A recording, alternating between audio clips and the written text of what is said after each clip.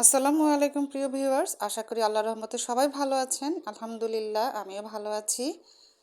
তো আজকে আমি একটা রেসিপি করেছি, এটা আমার কাছে খুবই ভালো লেগেছে। তো আপনাদের সাথে একটু শেয়ার করছি কিভাবে করছি আমি এটা। এখানে আমি কাঁচা টমেটো দিয়ে একটু মাছ রান্না করেছি, তবে কিভাবে করেছি একটু দেখে নিন, খেতে খুবই মজা। তো এখানে আমি কাঁচা টমেটোগুলো ধুয়ে খুব ভালো করে তারপরে চিকন চিকন ফালি করে কেটে নিয়েছি, আর বড় সাইজের একটি আলুও আমি দিয়েছি এর সাথে। এবার চুলা একটি কড়াই বসিয়ে দিয়েছি, দিলাম রান্নার তেল। তেলটা গরম হলে পেঁয়াজ কুচি দিয়ে দিলাম মরিচ ফালি করে, কাঁচা মরিচ। তো একটু নেড়ে চেড়ে নিচ্ছি সামান্য। তারপর এর মধ্যে দিয়ে দিব আদা রসুনের পেস্ট। এবার এটাকে একটু ভেজে নেব যেন কাঁচা গন্ধ না থাকে। তারপর দিয়ে দিব হলুদ গুঁড়ি, মরিচের গুঁড়ি, জিরার গুঁড়ি, ধনিয়া গুঁড়ি। তো এবার ভালো করে মিশিয়ে নিচ্ছি। সামান্য একটু পানি দিচ্ছি যেন মশলাটা পুড়ে না যায়। এবার একটু কষিয়ে নেব মশলাটাকে 2-1 মিনিট ধরে।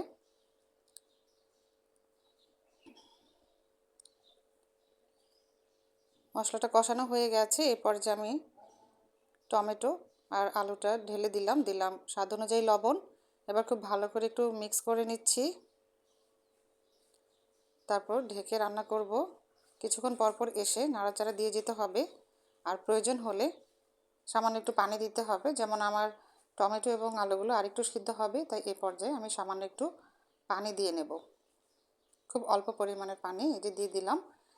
তো এবার আমি আবার একটু নেড়ে চেড়ে তারপরে ঢেকে রাখবো।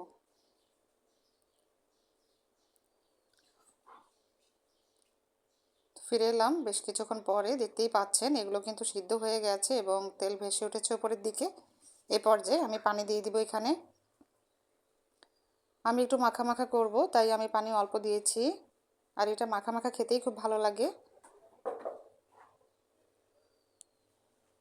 এখানে আমি আগেই 4টি মাছ ভেজে রেখেছিলাম নুন এবং হলুদ দিয়ে। এবার সেগুলো দিয়ে দিলাম এখানে, যে কোনো মাছ দিলেই চলবে।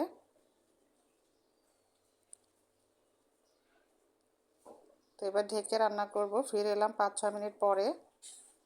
ওপর থেকে ধনিয়া পাতা কুচি দিয়ে আর 2 মিনিট ঢেকে রাখলাম। ফাইনালি আমার তরকারি হয়ে গেছে। এবার আমি চুলাটাকে বন্ধ করে সার্ভ করে নেব।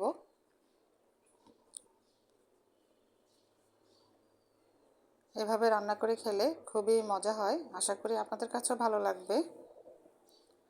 রান্না করে বাসা অবশ্যই দেখবেন। আমরা অনেকেই কাঁচা টমেটো ভাজি করে খাই শুধু, কিন্তু এভাবে মাছ দিয়ে রান্না করে দেখবেন, খেতে কিন্তু খুবই ভালো লাগে। তো দেখতেই পাচ্ছেন তরকারিটা দেখতেও কিন্তু খুব সুন্দর হয়েছে। আশা করি আপনাদেরও ভালো লেগেছে। ভালো থাকবেন, দোয়া করবেন আমার জন্য। আল্লাহ হাফিজ।